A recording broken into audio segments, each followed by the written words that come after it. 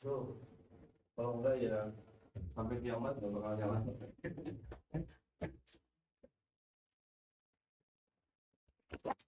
Sebelah cek sound. Nggak ada.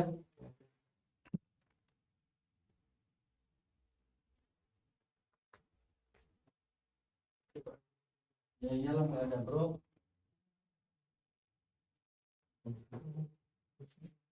Coba tunggu.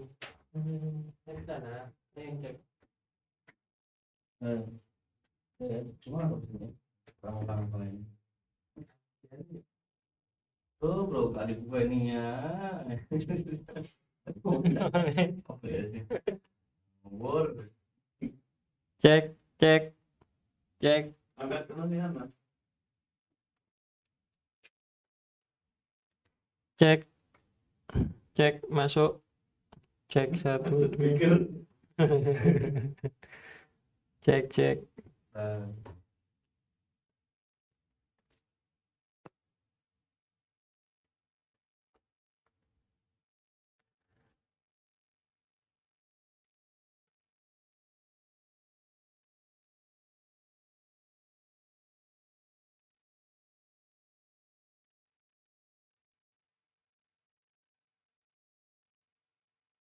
Ya. Cek 1, 2, 3. Cek, cek, cek. Terus? Periksa daya perangkat, hidupkan perangkat jika daya tidak hidup. Periksa sambungan kabel atau pilih tombol panduan sambungan untuk mempelajari cara menyambungkan. 2. Atau tekan sumber di bawah ini untuk memilih sumber yang tersambung. Oh ini. Iya bro, bro. Aku ambil.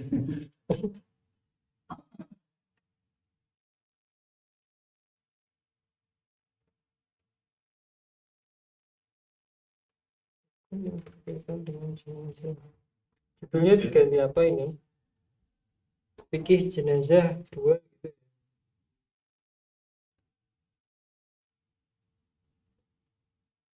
Tapi ini orang nyambung terus yang pertama ya.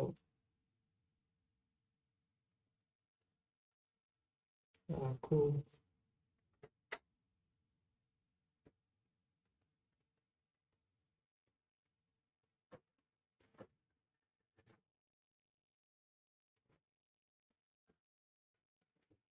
Di foto di bawah mas. Saya ngecek ya. Di flashnya, di flashnya apa? Di flashnya apa? Di flashnya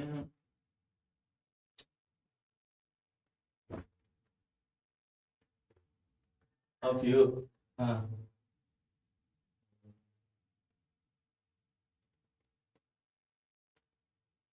nyala. Tapi enggak. Oh, tapi enggak berarti nih. Astagfirullah. Itu. Mas Ali, belum diinjek no. Ayo mas. Cek mendeteksi perangkat tak dikenal. Anda dapat mengkonfigurasi perangkat ini secara manual agar dapat mengontrol siaran. Mas 20. 20. Kemarin 20. Mic-nya usah. ini kok mlebu speaker? Ini Mana? Itu nanti belum.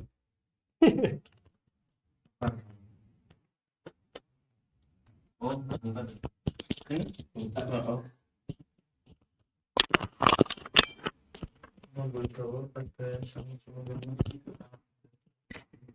cek 1, 2, 3. Live streaming now. Kajian online bedah buku fikih bermazhab rehat subuh dengan judul Membangun Akidah dengan Logika bersama Ustadz Aminur Bait dan Ustadz Muhammad Abu Rifai hafizahumullahu ta'ala pada hari Ahad 14 Mei pada hari Ahad 14 Mei 2023 jam 5.30. Itu kemarin. Sekarang naik.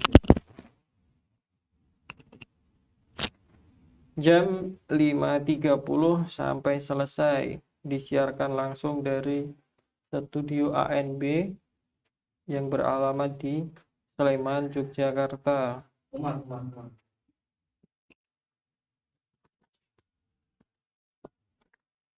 Live di media ANB Channel.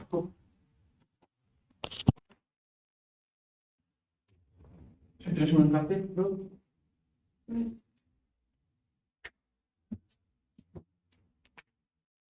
Dede, benar Dede? Itu yang Dede bikinnya nggak? Anda sudah bikin tes nggak?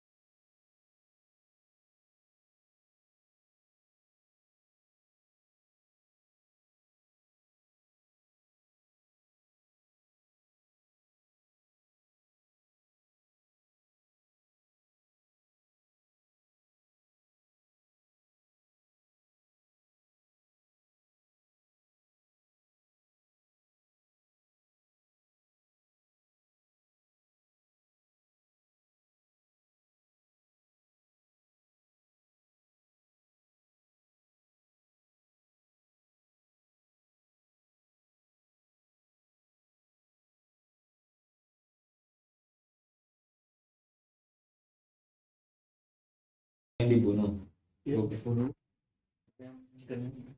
Dibunuh pakai tabung gas.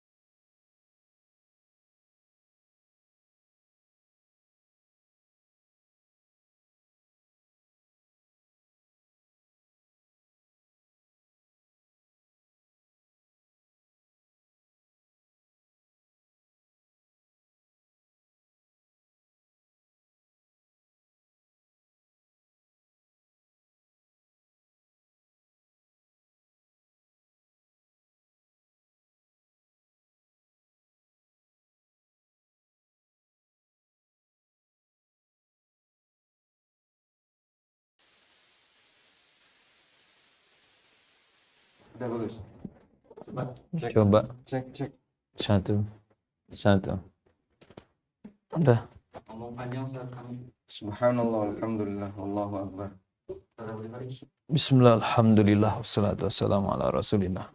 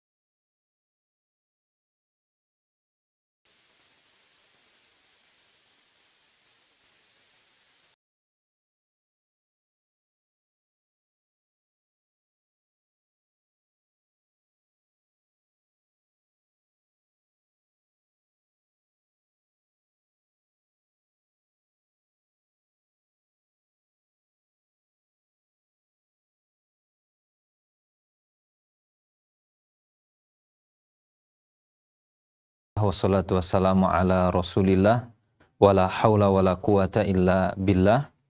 Kaum muslimin dan kaum muslimat rahimani wa rahimakumullah.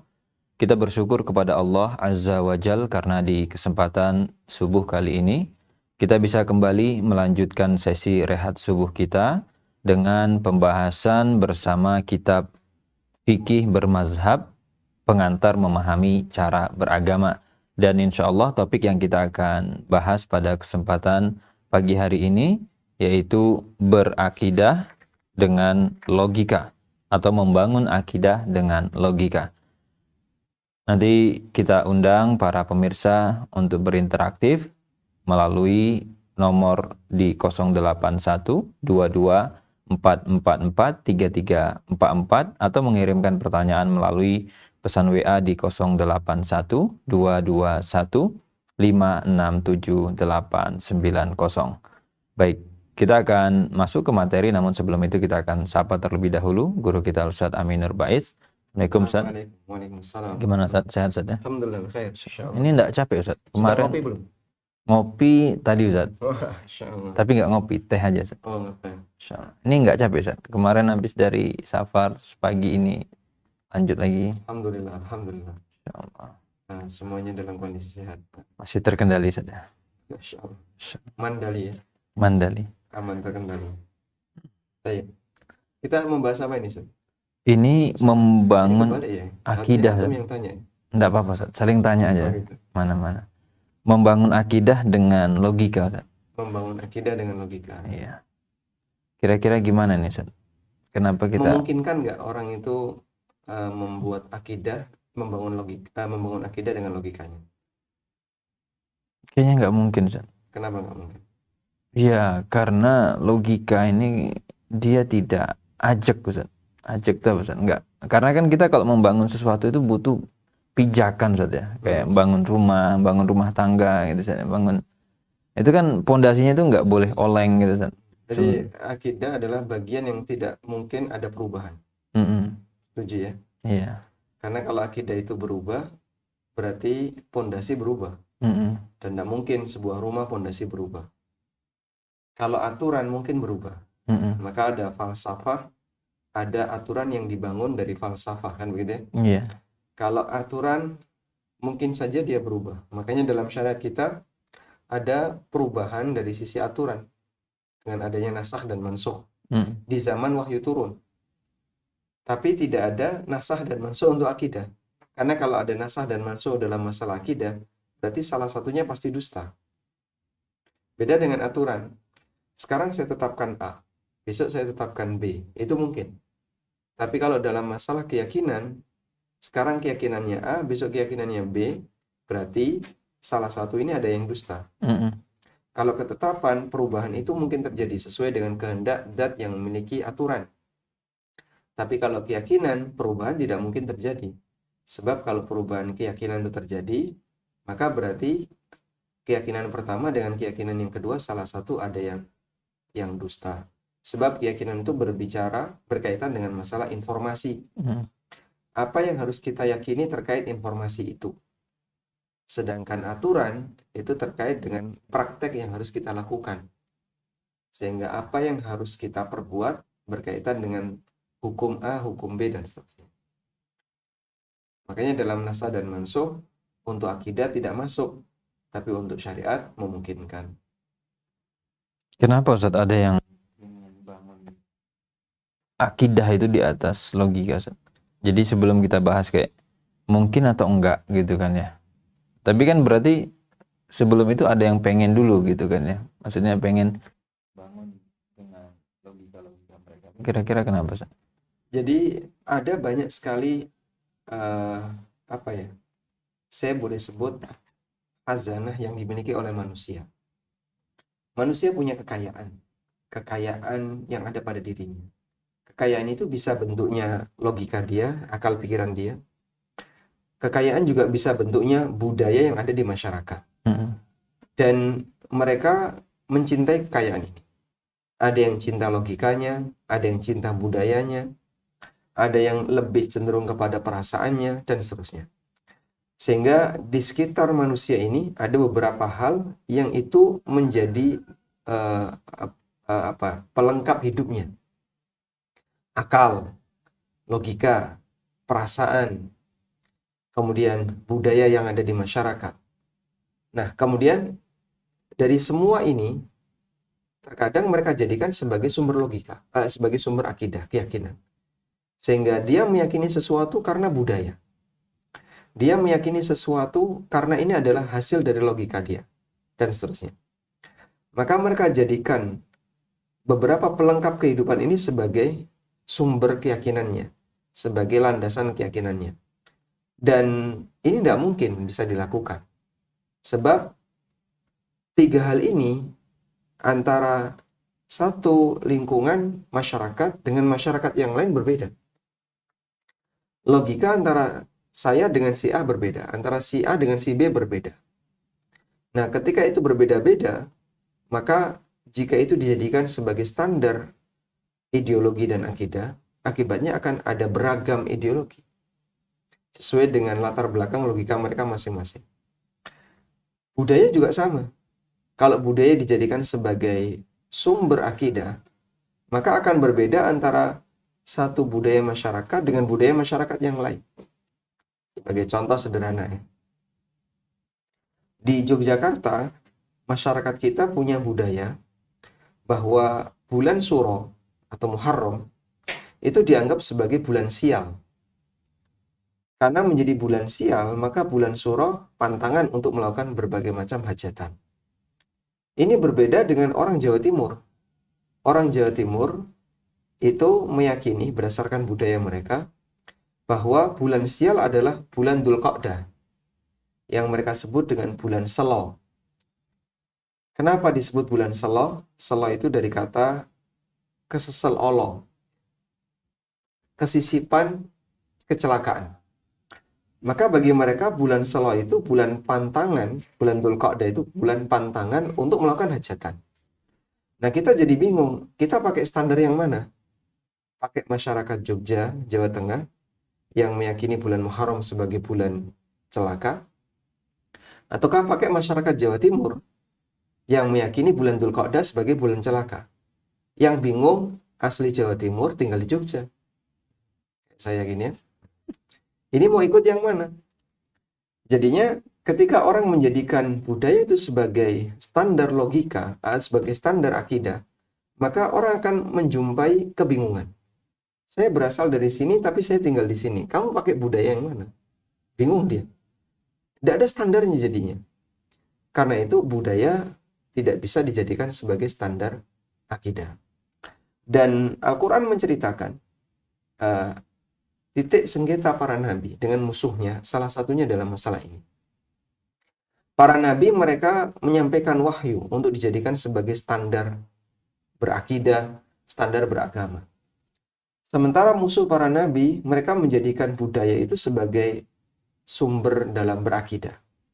Allah Subhanahu wa taala katakan dalam Al-Qur'an, wa idza qila lahum, apabila dikatakan kepada mereka wa idza qila lahum ittabi'u ma anzalallah, ikutilah apa yang Allah turunkan. Qalu bal nattabi'u ma alfaina alaihi aba'ana. Mereka menjawab, kami mengikuti apa yang telah ditinggalkan oleh leluhur kami. Jadi saat mereka diajak untuk berislam dengan baik, mengikuti nabinya, mereka beralasan dengan budaya leluhur. Ini kan budaya leluhur. Kami mengikuti apa yang diajarkan oleh leluhur kami. Mereka juga mengatakan, inna wajadna aba'na ala ummatin wa inna ala atharihim muqtadun. Kami jumpai leluhur kami memiliki akidah tertentu dan kami mengikuti ajaran mereka. Jadi mereka menjadikan budaya sebagai latar belakang berakidah dan berkeyakinan itu ditentang oleh para nabi. Akhirnya terjadilah titik sengketa antara mereka dengan para nabi disebabkan masalah budaya. Nanti akan kita bahas itu ya. Maka beberapa poin ini tidak bisa jadi sumber akidah, baik logika, baik budaya maupun perasaan. Orang kadang berakidah main perasaan.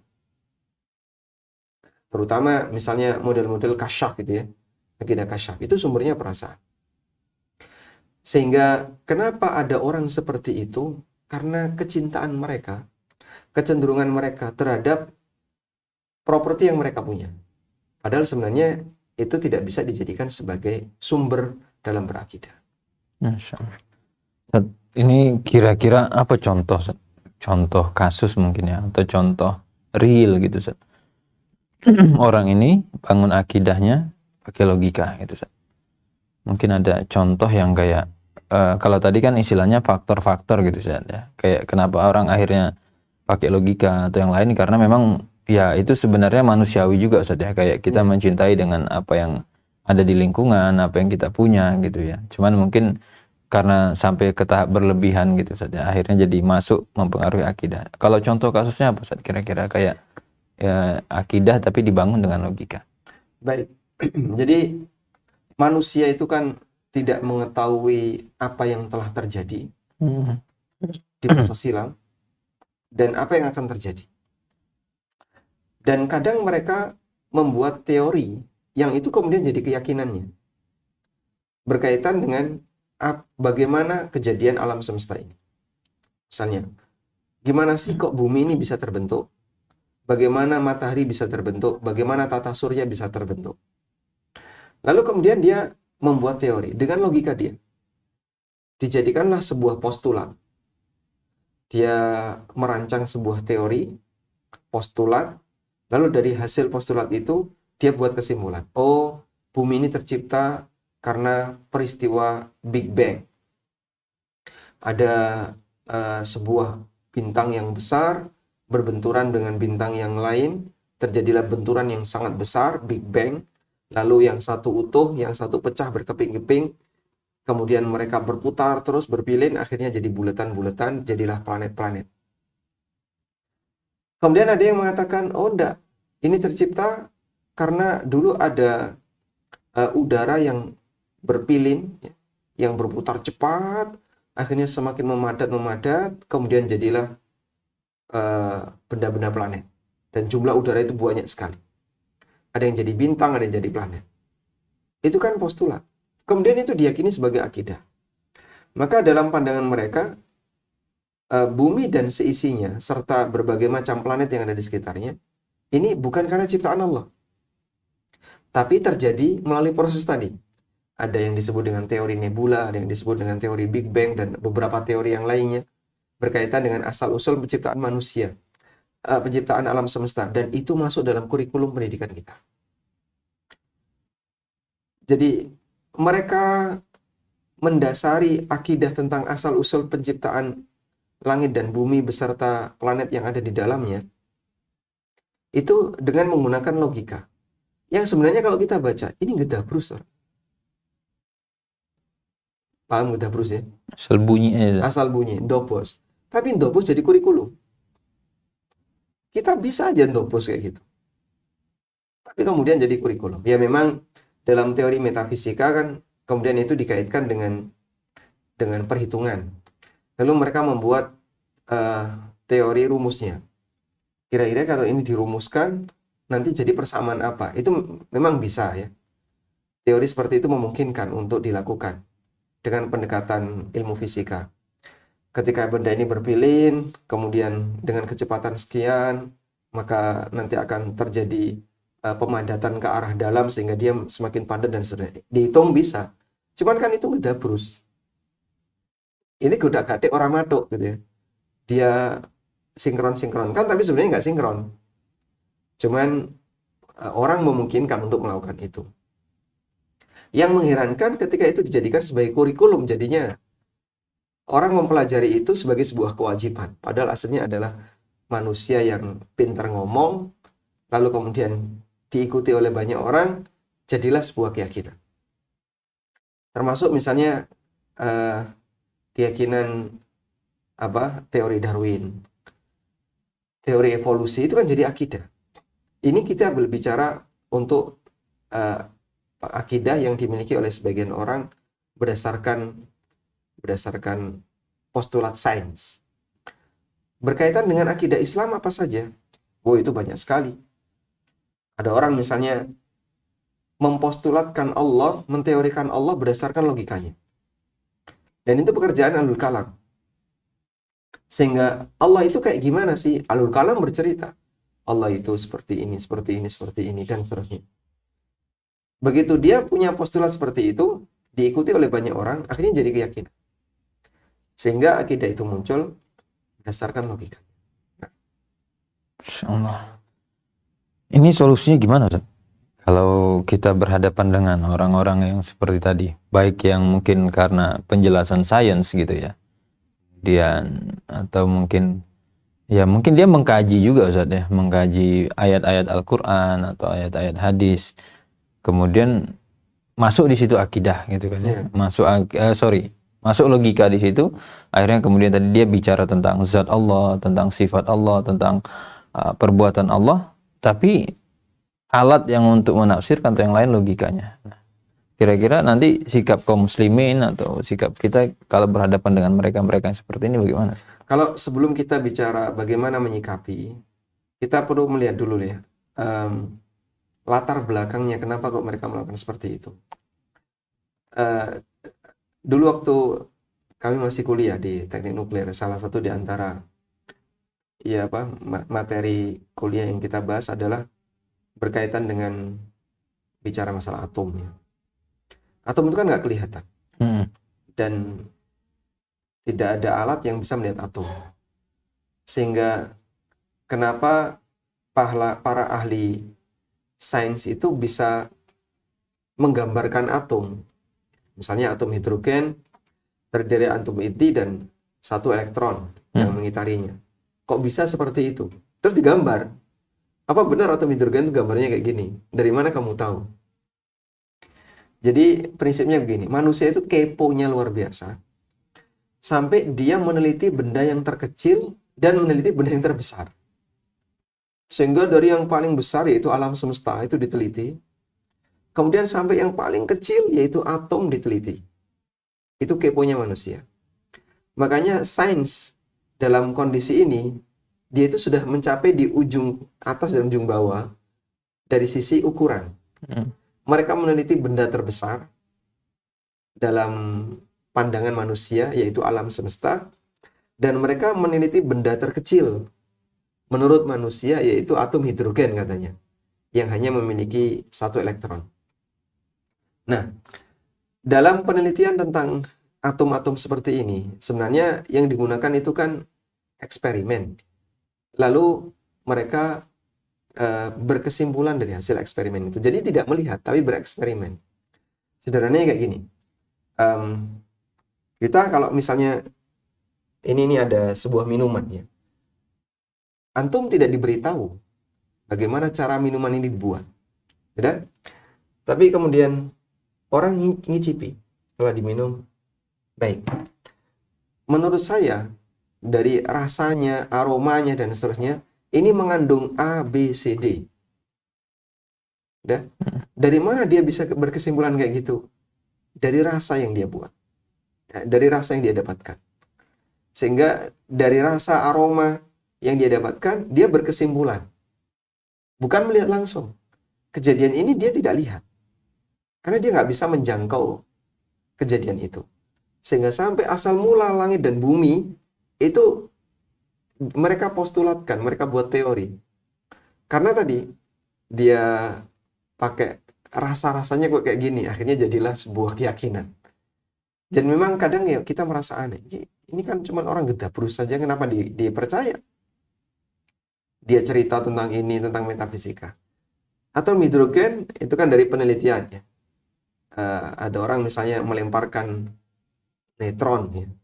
Kemudian terkena, dia bisa mengenai satu neutron yang terlepas. Kemudian atom itu rusak. Oh, berarti ini atomnya yang terdiri dari satu neutron, satu proton, dan satu elektron. Kemudian dia buat gambar, jadilah atom hidrogen. Sehingga dari eksperimen itu, kayaknya kok kesimpulannya seperti ini. Ini mungkin masih bisa diterima, karena ini hubungannya hanya masalah dunia. Tapi terus itu digunakan dan dikiaskan untuk masalah ketuhanan. Sehingga dia membayangkan Tuhan tuh seperti ini. Kenapa Anda meyakini seperti itu? Karena Tuhan tuh harus kayak gini. Nggak boleh seperti ini. Dia memaksakan dengan logikanya. Tuhan harus seperti ini, tidak boleh seperti ini. Misalnya, banyak sekali dalam Al-Quran, Allah Subhanahu wa Ta'ala berfirman bahwa Allah itu berada di atas. Sabbihisma rabbikal a'la. Maha suci zat, maha suci Rabbmu.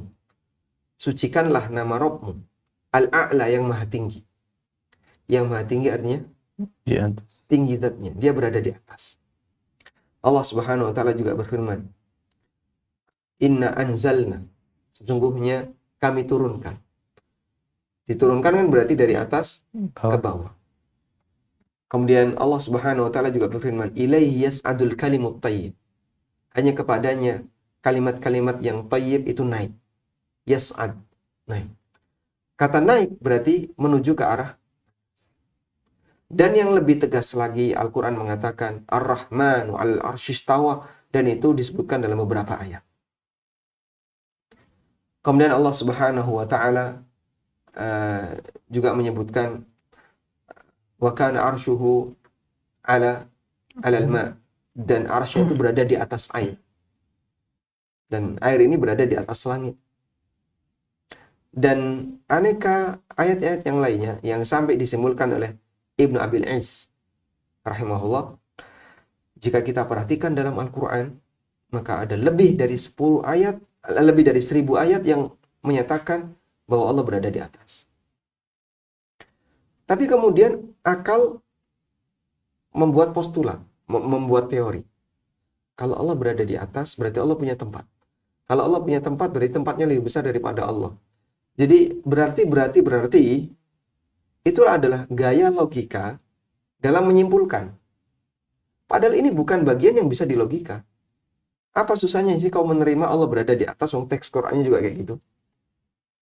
Terus ditakwil. Jadinya apa? Ditakwil. Oh enggak. Maksud Allah alal arsh, istaula, Allah menguasai arsh. Terus Allah di mana? Jangan tanya demikian. Kenapa nggak boleh tanya demikian? Karena ini pertanyaan yang tidak boleh diajukan tentang Allah. Tapi Nabi Shallallahu Alaihi Wasallam bertanya seperti itu. Sehingga pada saat ada seorang budak wanita yang mau dimerdekakan, dites dulu oleh Rasulullah SAW. Aina Allah, di mana Allah? Kemudian budak ini menjawab, fis sama, Allah berada di atas. Allah berada di atas. Dan yang bertanya Rasulullah SAW, di mana Allah? Yang bertanya siapa? Rasulullah SAW. Dan jawaban dari wanita ini diterima oleh Nabi SAW. Allah berada di atas. Kalau kemudian jawaban ini dianggap sebagai akidah yang sesat, seharusnya ini bukan standar mukmin. Tapi ketika wanita ini bisa menjawab dengan benar, Nabi SAW berpesan kepada tuannya, "I'tikha fa innaha mu'minah." Bebaskan wanita ini karena dia adalah seorang wanita mukminah. Berarti jawaban itu benar atau salah? Benar. Maka meyakini Allah berada di atas adalah keyakinan yang benar, yang dimiliki oleh seorang mukmin. Dan itu keyakinan Musa yang mau diruntuhkan oleh Fir'aun.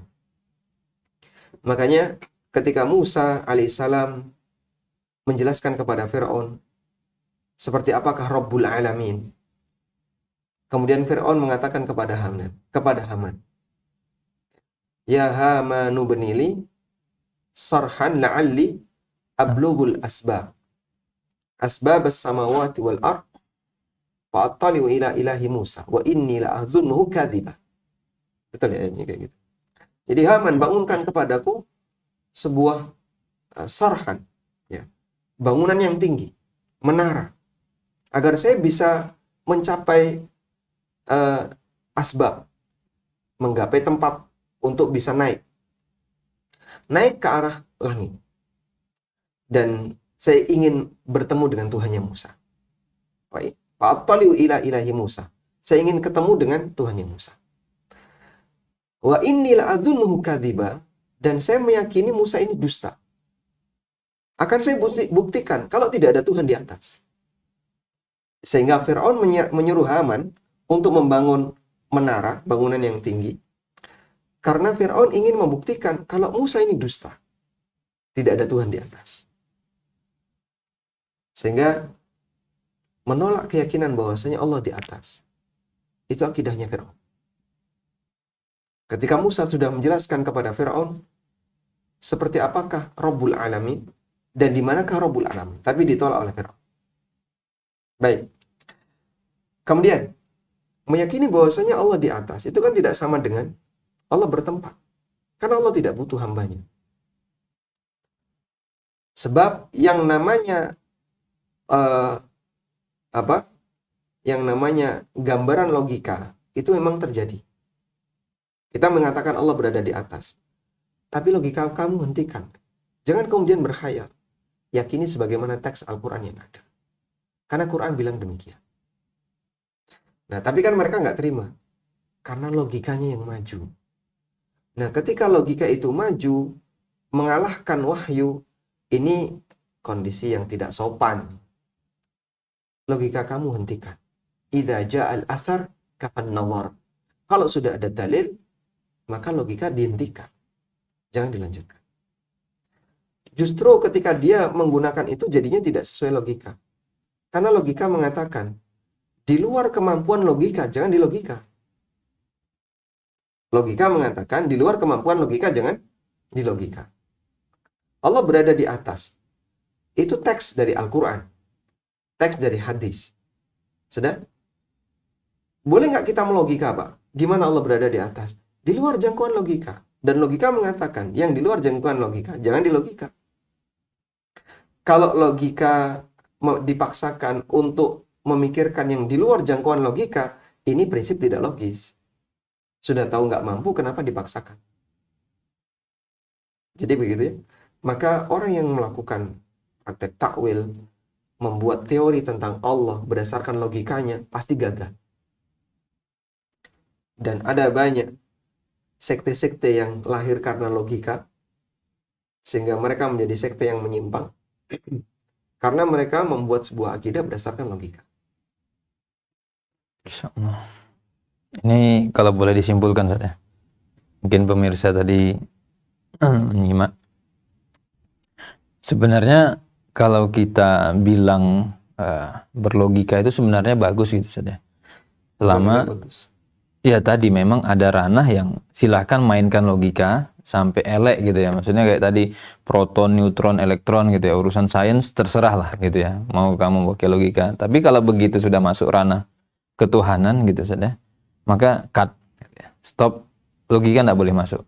Karena nanti kalau pun masuk ke situ errornya fatal gitu ya. Kayak tadi misalkan dia tentang zat Allah dan yang lain gitu. Jadi aslinya silahkan kalau itu mungkin urusan tadi sains dan keduniawian gitu ya, itu terserah wis gitu. Mau ngedabrus dan yang lain. Tapi begitu urusan agama sudah ranah Allah, ya itu tadi karena sudah ada nas tadi Ustaz ya. Jadi maka berarti itu poin pertama. Poin kedua mungkin tadi ada statement logika itu ada batasnya Ustaz ya. Enggak semua bisa digas sama dia gitu. Maksudnya enggak semua nyampe sama dia gitu Ustaz. Gitu Ustaz. Jadi ya kita sepakat itu ya. Logika ada batasnya. Sebagaimana kekuatan kita ada batasnya. Ada orang misalnya latihan kekuatan sampai ototnya berkembang besar gitu. Sudah? Dia akan menyadari meskipun dia adalah orang yang sangat kuat dibandingkan yang lain, tapi dia tidak bisa mengangkat gunung.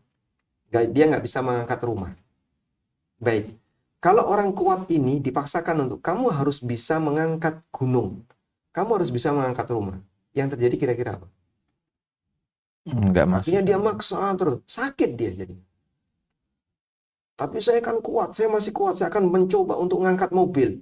Silakan coba, tapi kamu nanti sakit. Logika juga gitu. Kemampuan dia ada batasnya. Begitu dia masuk ke ranah yang tidak mampu untuk dia cerna, tetap dipaksakan. Sakit ini logika. Nah, ketika logikanya sakit, muncullah kesimpulan-kesimpulan yang isinya penyakit.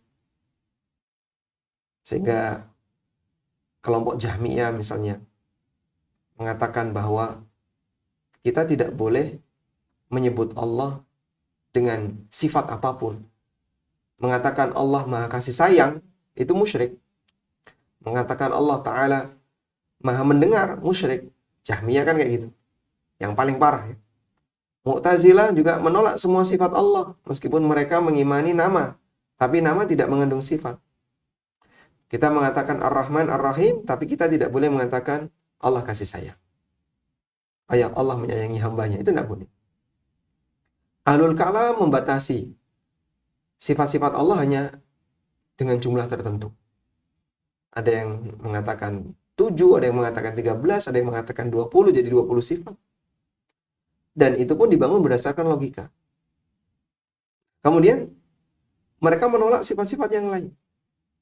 Maka mengatakan Allah menyayangi hamba itu tidak boleh. Karena Allah menyayangi hamba, berarti menyamakan Allah dengan hamba. Dengan sifat menyayangi tadi. Itu kan logika yang berbicara. Loh kok kamu kayak gini? Padahal Allah subhanahu wa ta'ala mengatakan dalam Al-Quran, Allah yarham, Allah merahmati, bi'ibadihi, hamba-hambanya. Allah subhanahu wa ta'ala mengasihi hambanya. Allah mengampuni, dan seterusnya. Allah mendengar.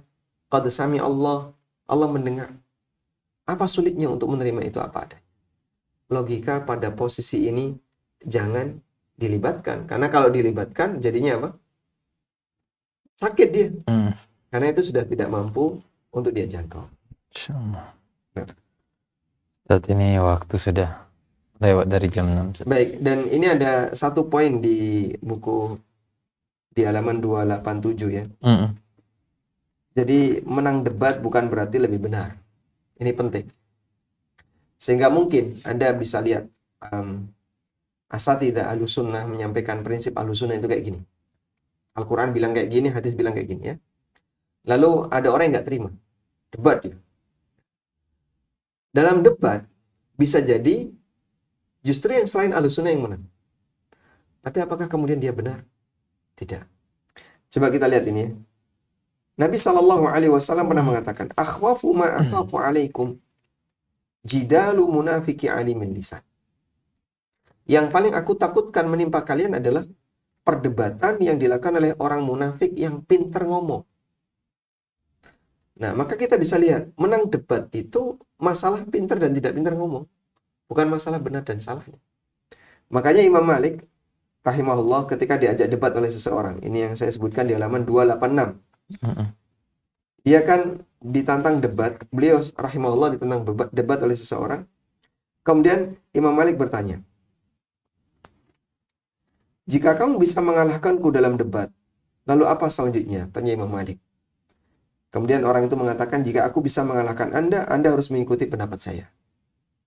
Imam Malik bertanya lagi, lalu jika ada orang lain yang berdebat dengan kita, kemudian orang itu bisa mengalahkan kita, bagaimana? Kata orang ini, nanti kita ikuti pendapatnya. Yang kemarin saya sebutkan ya. A, B debat, menang A, maka B ikut A. Lalu A debat dengan C, menang C. Akhirnya dua orang ini ikut C. C debat dengan D, menang D. Bertiga ikut D. Nanti D debat dengan E, menang E. Mereka berempat jadi ikut E. La haula wala quwata illa billah. Jadinya akidah mengikuti siapa yang menang debat. Dan menang debat itu urusan pintar ngomong. Maka siapa yang lebih pintar ngomong, dia menang debat. Meskipun belum tentu dia benar. Tidak hanya dalam masalah agama, termasuk juga dalam masalah yang lain. Saya pernah nonton obrolan di TV ya. Dan waktu itu mungkin masih zaman Pak SBY. Ada dialog tentang apakah reaktor nuklir itu layak dibangun di Indonesia atau tidak. Dan yang menghadirkan salah satu ahli dari Batan, Badan Tenaga Nuklir Nasional, sekarang sudah gabung dengan BRIN. Kemudian satu lagi adalah penggiat tentang masalah lingkungan. Karena beliau yang dari Batan ini mungkin tipe orang yang senang di lab ya, nggak pintar ngomong seperti gayanya politikus ya. Sementara ahli lingkungan ini, penggiat lingkungan ini pintar ngomong, dia udah biasa bicara di publik. Masya Allah, ini kayak dideplok ya. Yang orang dari Batan ini, Masya Allah, ya dia seperti diremet-remet ketika debat. Tapi saya bisa menilai orang ini, karena kita punya latar belakang ilmu yang sama, orang ini ketika ngomong pintar, cuman alasannya salah. Meskipun masyarakat nggak ngerti, kan? Karena mereka nggak tahu di balik itu ada apa. Ahli sains ini dalam masalah nuklir, dia paham, dia ngerti. Dan apa yang dia sampaikan benar. Tapi kemudian karena nggak pintar ngomong, kalah dengan sebelahnya.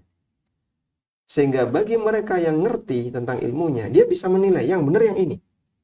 Tapi bagi mereka yang nggak ngerti, yang jadi standar ya, siapa yang benar ngomong itu yang menang.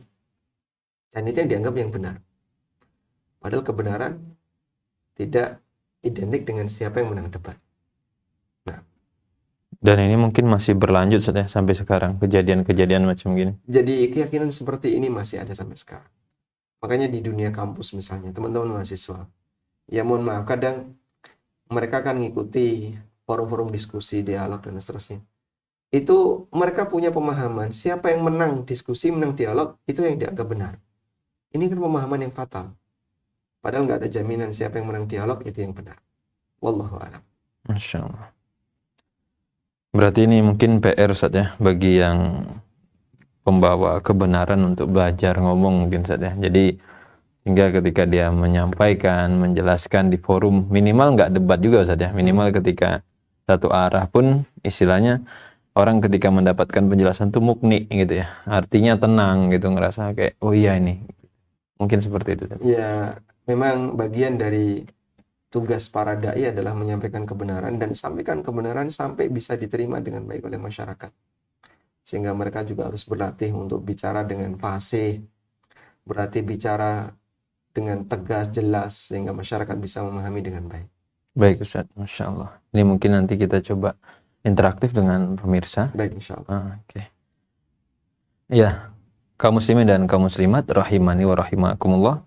Itu tadi beberapa penjelasan ya terkait dengan membangun akidah berdasarkan logika. Dan insya Allah ada insight-insight ataupun poin-poin yang sudah bisa ditangkap dari beberapa penjelasan tadi. Namun sebelum kita masuk ke sesi diskusi dan tanya jawab, kita akan break sejenak dengan berikut ini. Atas kemudahan dari Allah Ta'ala, Umroh bareng ANB bekerja sama dengan Travel Nur Ramadan Wisata akan menyelenggarakan Umroh Akbar bersama Ustadz Amin Nurbait dan Ustadz Wira Mandiri Bahrun dengan biaya mulai 29,9 juta untuk kuart. Jamaah akan mendapatkan fasilitas Hotel Bintang 5 Aska As-Safa atau Staraf di Mekah, Hotel Concordar Al-Khair Staraf di Madinah. Info selengkapnya silakan kunjungi medsos kami, Facebook Umroh bareng ANB, Instagram ANB Umroh, atau melalui customer service kami 0812 9090 4331. Umroh bareng ANB, beribadah dengan ilmu.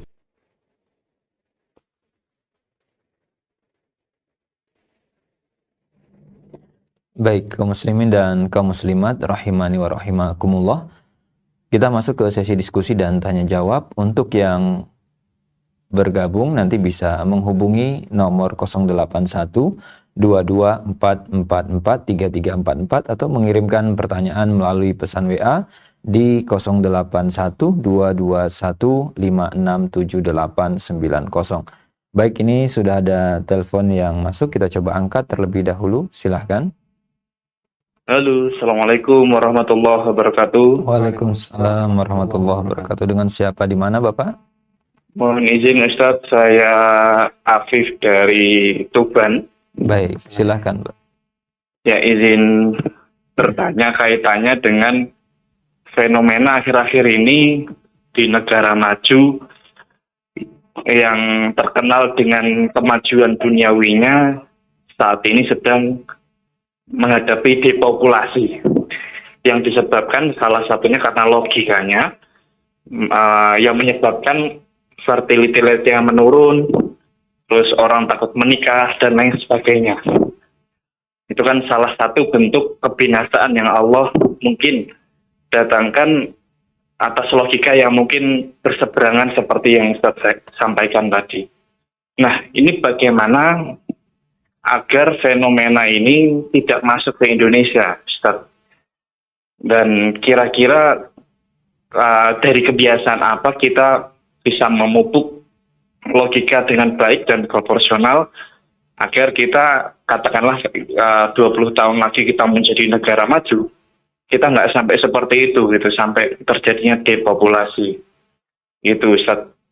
Mungkin itu yang dapat saya tanyakan. Syukron. Assalamualaikum warahmatullahi wabarakatuh. Waalaikumsalam warahmatullahi wabarakatuh. Baik, kita simak penjelasannya, Pak. Baik.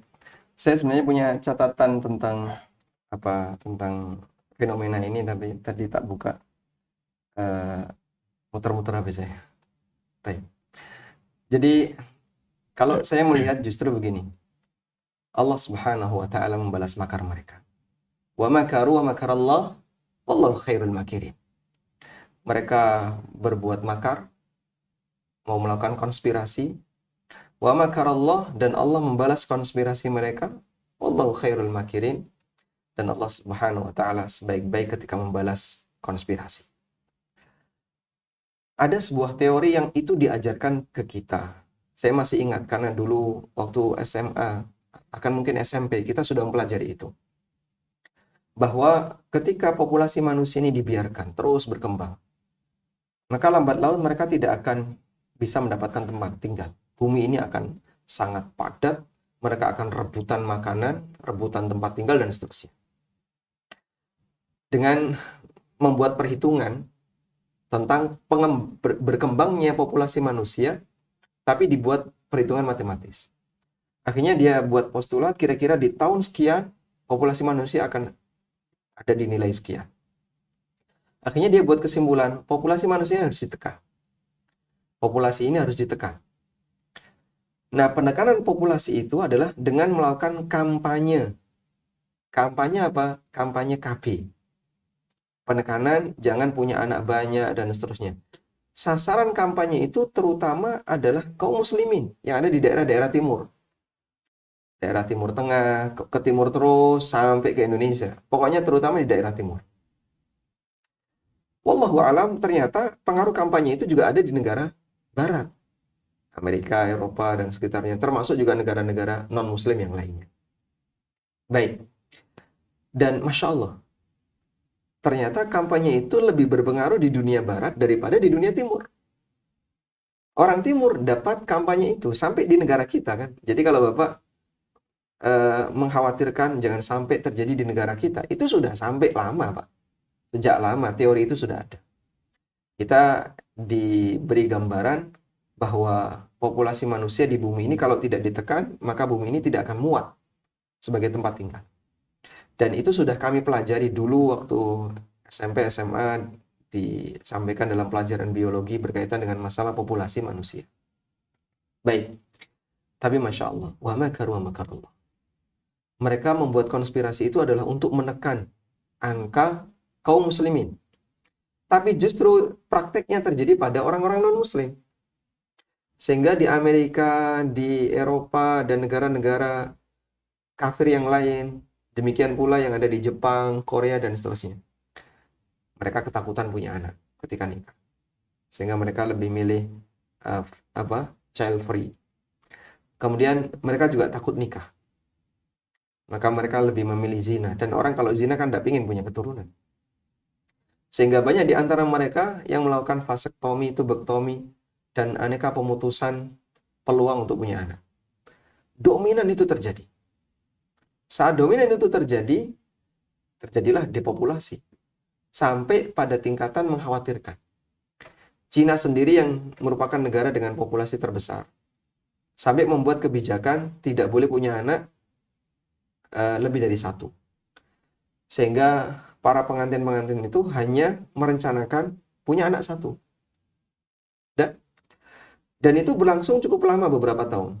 Sampai akhirnya pemerintah melakukan riset dan kesimpulannya adalah ini kalau dibiarkan mengkhawatirkan. Etnis ini akan punah ketika jumlah anaknya dibatasi. Akhirnya kebijakan itu diubah.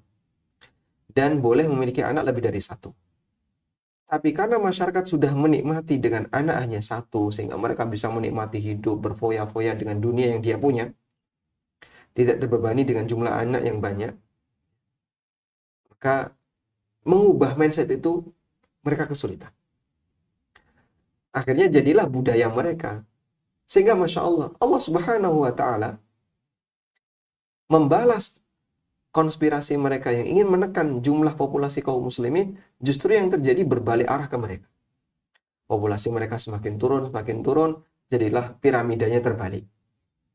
Jumlah yang tua lebih banyak daripada yang muda. Di beberapa negara sudah sampai mengkhawatirkan, bahkan ada yang memperhitungkan etnis ini akan punah jika ini dibiarkan. Mereka mengeluarkan biaya yang besar untuk memotivasi masyarakat agar punya anak. Di Indonesia nggak perlu. Negara nggak perlu keluar biaya untuk memotivasi masyarakat punya anak. Insya Allah, kaum muslimin Indonesia adalah masyarakat yang tidak takut untuk punya anak banyak. Terutama kaum muslimin Ahlus Sunnah. Sehingga banyak di antara mereka yang anaknya ada yang 10, 9, belasan. Ada salah satu teman saya, kayaknya berapa ya? Mungkin 17 atau berapa ini. Ya, bukan dari ibu satu tentu saja ya. Jadi dia punya anak 17. Masya Allah. Mereka yang belajar Al-Quran dan Sunnah dengan benar, mereka justru jumlah anaknya banyak. Dan Allah Subhanahu wa Ta'ala menjamin, bumi ini nggak bakalan turun, bumi ini nggak bakalan kurang. Wa ja'alnal arda kifata ahya'an wa amwata. Aku jadikan bumi ini cukup untuk menampung yang hidup maupun yang mati. Tidak mungkin orang rebutan dengan kuburan, itu tidak mungkin. Kamu nanti lama-lama nggak punya tempat tinggal ya, rumahmu jadi tergusur dengan kuburan, itu tidak mungkin. Bumi masih demikian luas. Masih banyak tempat yang belum dihuni oleh manusia. Allah berikan jaminan bumi ini cukup untuk menampung yang hidup maupun yang mati. Sehingga nggak perlu nyari bumi yang lain. Nyari daratan yang lain nggak perlu. Sehingga kejadian depopulasi itu alhamdulillah memang sudah didoktrinkan di Indonesia. Tapi Masya Allah, justru yang lebih terkena pengaruhnya adalah non-muslim. Wallah. Berarti ini kalau bisa disimpulkan counternya itu justru ilmu agama itu sendiri, Ustaz. Betul sekali. Counternya adalah ilmu agama. Masya Allah. Baik Ustaz, kita beralih ke pertanyaan berikutnya Ustaz dari pesan di WA. Assalamualaikum warahmatullahi wabarakatuh. Apakah saudara kita muslim yang meyakini Allah di mana-mana atau meyakini Allah ada tanpa tempat, tidak meyakini Allah berada di atas langit, bisa membatalkan Islam mereka? Jazakumullahu khairan. Waalaikumsalam warahmatullahi wabarakatuh. Kalau bicara membatalkan Islam, ini bagian yang sensitif. Dan kemudian muncul komentar, inilah kelompok yang suka mengkafirkan, dan seterusnya. Di saat yang sama, sebenarnya mereka yang berkeyakinan Allah ada tanpa tempat, itu menganggap siapa yang meyakini Allah berada di atas sebagai orang yang sesat. Sehingga kita yang mengatakan Ar-Rahmanu 'alal arsy istawa, Allah berada di atas arsy, oh itu sesat. Karena memang konsekuensi dari orang yang punya keyakinan tertentu, si A meyakini X, si B meyakini Y, maka si A akan mengatakan B sesat. B akan mengatakan A sesat, kan gitu ya konsekuensinya. Ketika orang itu punya akidah, dia akan loyal dengan akidahnya. Dan sebagai konsekuensinya, dia akan menganggap yang tidak sejalan dengan akidahnya, orangnya menyimpang. Baik. Makanya kalau disebut ini suka menyesatkan, maka jawaban yang sama juga terjadi pada mereka. Mereka juga menyesatkan kita. Karena akidahnya beda. Dalam masalah di manakah Allah Subhanahu wa Ta'ala. Perdebatan ini terjadi sejak masa silam. Sampai Imam Ad-Dhahabi rahimahullah menulis sebuah buku khusus, Mukhtasar Al-Ulu. Buku yang membahas tentang makna dari Al-Ulu, ketinggian Allah. Allah berada di atas, Allah maha tinggi. Penjelasan detailnya bagaimana?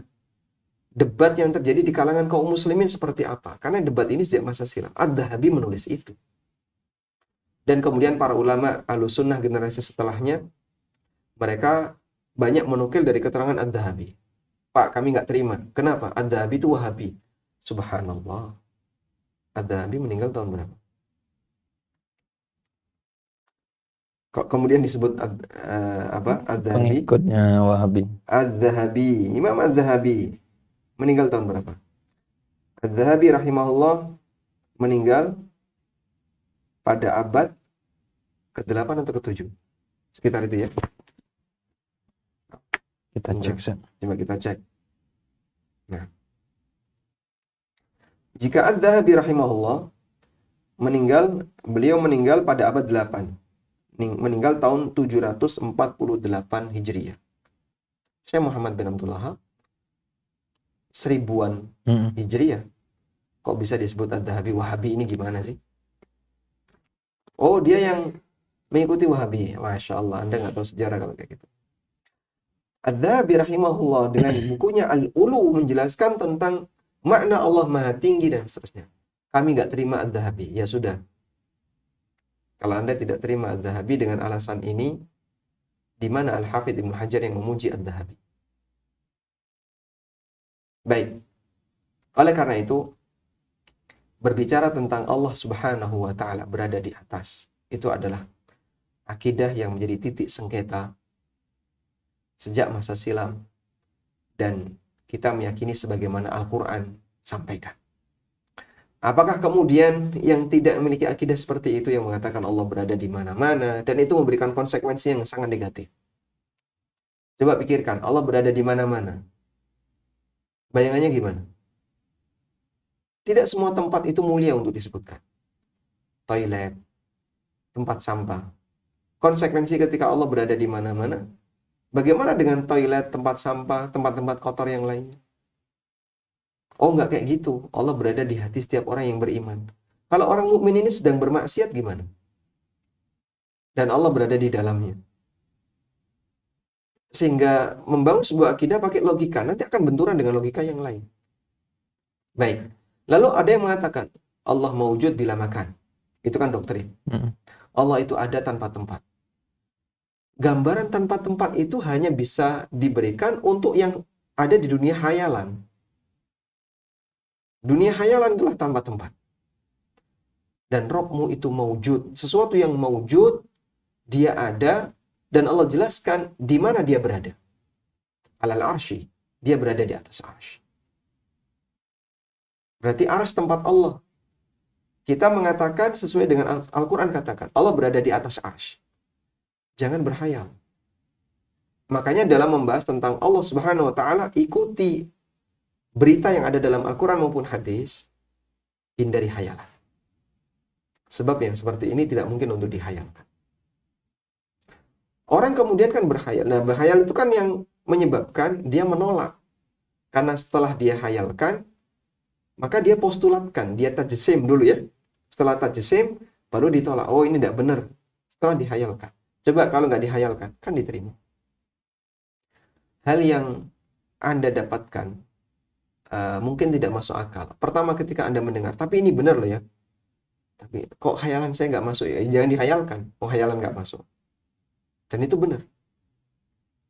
Misalnya orang disiksa di neraka dengan sedemikian rupa sampai ganti-ganti kulit dan seterusnya. Ya, khayalan kita kan nggak nyambung. Tapi orang yakin, orang yang dihukum di neraka, ketika hancur diperbarui lagi oleh Allah, hancur diperbarui lagi. Dan orang bisa mengimani itu, tapi khayalannya nggak main. Maka hal yang sama juga seharusnya Anda berlakukan untuk ayat yang bercerita tentang Allah Subhanahu wa taala, tentang akidah. Baik. Nah, apakah mereka sampai keluar dari Islam? Jawabannya, kita tidak mengatakan demikian karena ini terjadi disebabkan karena takwil. Bukankah mereka punya keyakinan itu latar belakangnya adalah mau melakukan tanzih, mensucikan Allah.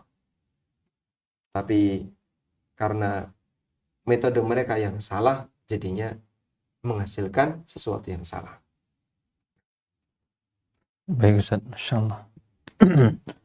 Jadi mungkin perlu sikap kedewasaan juga Ustaz ya dalam diskusi terkait topik-topik semacam ini. Kalau kita bisa diskusi dengan saling terbuka, insya Allah, dan diiringi dengan i'tikad yang baik untuk mencari kebenaran, insya Allah mudah bagi orang untuk bisa mempelajari akidah Ahlussunnah dengan tepat. Baik Ustaz, mungkin ini karena waktu sudah habis, ada closing statement atau langsung kita? Baik. Jadi takwil itu ada batasnya. Tidak semuanya boleh ditakwil. Dan jangan kita punya keyakinan mayoritas isi Quran bisa ditakwil. Takwil itu kan pemahamannya memahami teks tidak sebagaimana makna tekstualnya kan gitu ya.